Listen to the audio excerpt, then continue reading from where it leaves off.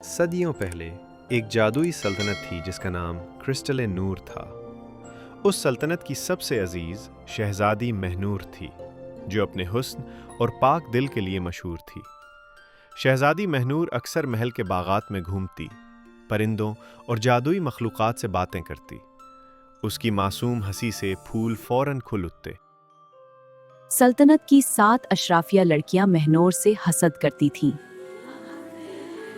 7 لڑکیوں نے مہنور کو چاندنی جھیل کی دعوت دی کہ وہ وہاں جادوئی عجائبات دیکھ سکے۔ چاندنی جھیل پر پہنچ کر 7 لڑکیوں نے مہنور کو جادوئی بھنور میں پھینک دیا، لیکن ایک پراسرار محافظ روح نے اس کی حفاظت کی۔ محافظ روح سے ایک جادوئی شہزادہ زیان ظاہر ہوا۔ اس نے وعدہ کیا کہ مہنور کو محفوظ واپس لے جائے گا۔